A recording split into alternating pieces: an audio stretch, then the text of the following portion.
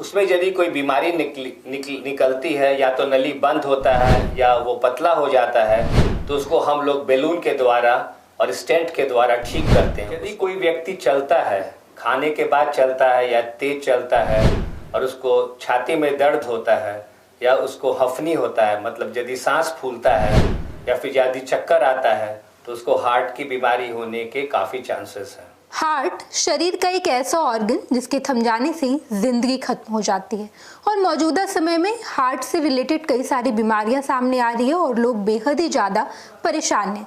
तो आज फर्स्ट बिहार आपके साथ है और हार्ट से रिलेटेड क्या क्या रिस्क फैक्टर है, क्या क्या सिम्टम्स है, ये सब कुछ हम आपको बताएंगे ताकि आप एहतियात बरतें और बच पाएं। हमारे साथ हार्ट हॉस्पिटल के डॉक्टर शिशिर मिश्रा हैं।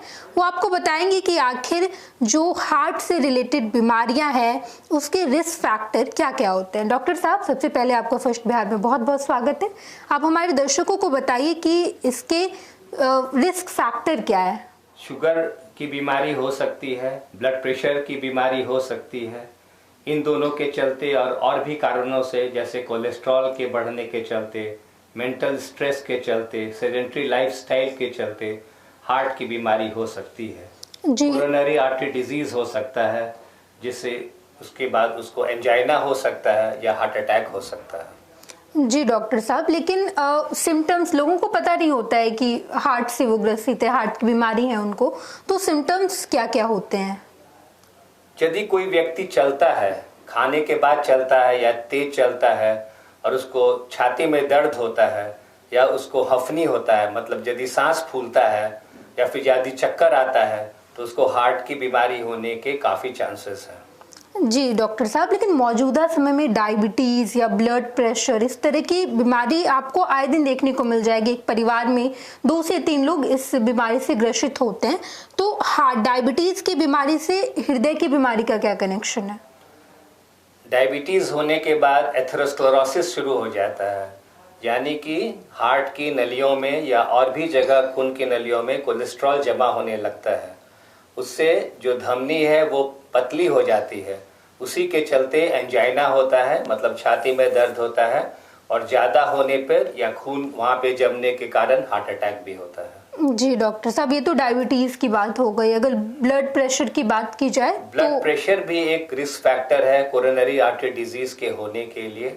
यदि किसी का ब्लड प्रेशर कंट्रोल में नहीं रहता है तो उससे ब्लड वेसल डैमेज हो जाता है, हार्ट पर जोर पड़ता है और हार्ट अटैक होने की या हार्ट फेलियर होने के चांसेस काफ़ी बढ़ जाते हैं। हमारे दैनिक जीवन में आमतौर पर क्या ऐसी चीजें करनी चाहिए जिससे हार्ट की बीमारी का रिस्क कम हो जाए या ना हो? डाइट हेल्दी होना चाहिए, उसमें ज़्यादा कोलेस्ट्रॉल नहीं होना चाहिए, नमक की मात्रा कम होनी चाहिए, ग्रीन वेजिटेबल्स खाना चाहिए लोग को, पोटेशियम रिच डाइट होना चाहिए, लो सोडियम होना चाहिए, फ्रूट्स खाने चाहिए, फ्रेश फ्रूट्स और ग्रीन वेजिटेबल्स खाने चाहिए, थोड़े सीरियल्स खाने चाहिए और लोगों को एक्सरसाइज करना चाहिए। At least 30 minutes walk per day 5 days a week कम से कम करना चाहिए। जी डॉक्टर साहब, लेकिन इसके 1-2 टर्म है हार्ट की बीमारी जब आपको हो जाती है, तो एंजियोप्लास्टी और प्राइमरी एंजियोप्लास्टी, ये सारी चीजें क्या होती है?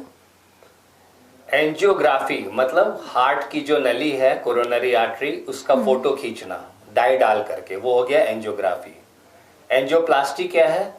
उसमें यदि कोई बीमारी निकलती है, या तो नली बंद होता है या वो पतला हो जाता है, तो उसको हम लोग बैलून के द्वारा और स्टेंट के द्वारा ठीक करते हैं। उसको प्लास्टिक कहते हैं, एंजियोप्लास्टी। एंजियोप्लास्टी मतलब कोरोनरी आर्टरी डिजीज को रिपेयर करना।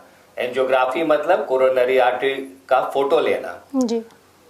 प्राइमरी एंजियोप्लास्टी करते हैं जब हम किसी को, मान लीजिए हार्ट अटैक हो गया, वो अस्पताल में 90 मिनट्स के अंदर आ गया, फिर उसका हम लोग रिपेयर कर देते हैं एंजियोग्राफी और एंजियोप्लास्टी द्वारा। उसको प्राइमरी एंजियोप्लास्टी बोलते हैं। और एंजियोप्लास्टी ऐसे भी हो सकता है, यदि कोई आदमी चलता है, उसको छाती में दर्द होता है, फिर हम लोग उसका एंजियोग्राफी करते हैं। वो यदि पॉजिटिव आता है, उसमें 70% या 90% से ज़्यादा मान लीजिए रुकावट है, तो हम लोग उसका रिपेयर करते हैं। उसको हम लोग एंजियोप्लास्टी बोलते हैं। जी डॉक्टर, वो प्राइमरी नहीं हुआ। प्राइमरी मतलब हार्ट अटैक के बाद, जस्ट बाद। जी जी बिल्कुल। डॉक्टर साहब, कंडक्शन डिसऑर्डर ऑफ हार्ट या चक्कर की बीमारी क्या होती है? हार्ट में बिजली जाती है ऐसे नोड से एवी नोड में, एवी नोड से फिर वेंट्रिकल में। इसमें कहीं पे यदि रुकावट होती है, मतलब बिजली बनने में या उसके कंडक्शन में यदि रुकावट होती है, तो किसी भी व्यक्ति को चक्कर आ सकता है और वो बेहोश हो जा सकता है। इसी को कंडक्शन डिसऑर्डर ऑफ हार्ट बोलते हैं। हार्ट की बीमारी या फिर एजेड लोगों को होती है 50 के बाद, या फिर यंग जनरेशन को भी हो सकती है? बच्चा जब पैदा होता है तो उसको हार्ट की बीमारी हो सकती है, उसको कंजेनाइटल हार्ट डिजीज बोलते हैं। वो दो तरह का हो सकता है, साइनोटिक या ए साइनोटिक। साइनोटिक जिसमें बच्चा नीला होता है, ए साइनोटिक जिसमें बच्चा नीला नहीं होता है। इसमें और दो तरह से बांटते हैं, heart disease with increase pulmonary blood flow, ऐसा डिजीज जिसमें फेफड़े में ज्यादा खून बहता है, इससे बाद में फेफड़े का प्रेशर बढ़ जाता है और बाद में बच्चा लाइलाज हो जाता है। उसके बाद आइए बच्चे में या एडोलेसेंट में, इसमें क्या हो सकता है? इसमें हो सकता है कि रूमेटिक हार्ट डिजीज हो, जिसमें कि स्ट्रेप्टोकोकल इन्फेक्शन के बाद जॉइंट्स में पेन हो जाता है और वाल्व खराब हो जाता है। अब आइए एडल्ट्स में, इसमें बहुत तरह से रोग हो सकता है। इन्फेक्टिव डिजीज से हो सकता है, जैसे कि ट्यूबरकुलोसिस हुआ, उसके बाद जो हार्ट का ऊपरी परत है पेरिकार्डियम, वो थिक हो जाता है और कैल्सिफाइड हो जाता है। इससे हार्ट फैल नहीं सकता है, शरीर में सूजन हो जाता है, इसको कंस्ट्रिक्टिव पेरिकार्डाइटिस बोलते हैं। उसके नीचे जो हार्ट में मसल है उसमें बीमारी हो सकता है, उसको मायोकार्डाइटिस बोलते हैं या कार्डियोमायोपैथी भी बोलते हैं।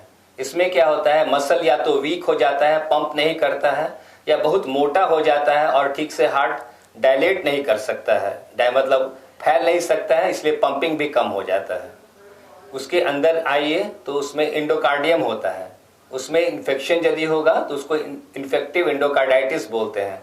कुछ आईवी ड्रग यूजर्स जो होते हैं, ड्रग एब्यूज जो करते हैं, उसमें इन्फेक्टिव एंडोकार्डाइटिस होने के चांसेस काफी रहते हैं। अब आ जाइए, वाल्व के डिजीज भी हो सकते हैं।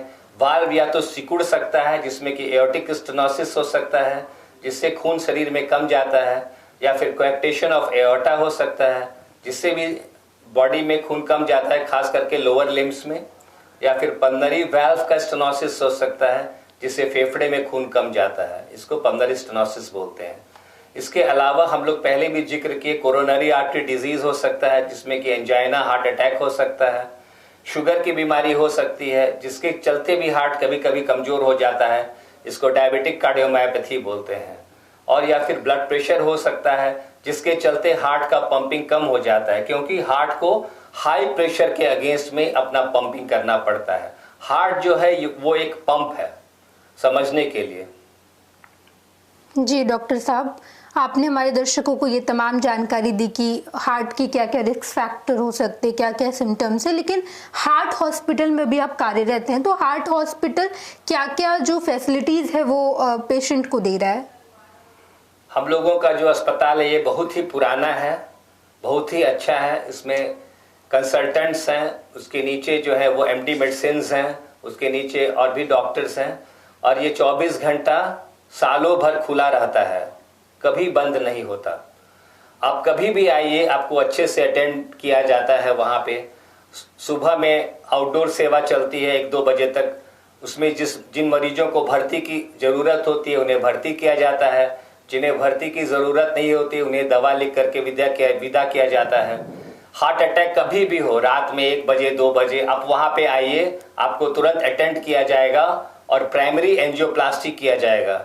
ये बहुत ही कम अस्पताल में अवेलेबल रहता है प्राइमरी एंजियोप्लास्टी। लोग क्या करते हैं, 2-4 घंटे के बाद करते हैं। अब लोग के यहाँ आने के 90 मिनट्स के अंदर या 1-2 घंटे के अंदर जरूर से ये हो जाता है। जी डॉक्टर साहब, तो हार्ट हॉस्पिटल में हर एक महीने कितनी एंजियोप्लास्टी होती है या फिर पेसमेकर? एंजियोप्लास्टी महीना में करीब 40-50 होता है, एंजियोग्राफी करीब 150 होता है हर महीना, और पेसमेकर 50 से 60 हर महीना होता है। जी बिल्कुल। ये हमारे साथ डॉक्टर शिशिर मिश्रा थे, जिन्होंने आपको तमाम जानकारी दी हार्ट से रिलेटेड की सिम्टम्स और रिस्क फैक्टर से लेकर हार्ट हॉस्पिटल में पेशेंट के लिए क्या क्या फैसिलिटीज है। इन तमाम जानकारी के लिए बने रहें फर्स्ट बिहार झारखंड के साथ। धन्यवाद।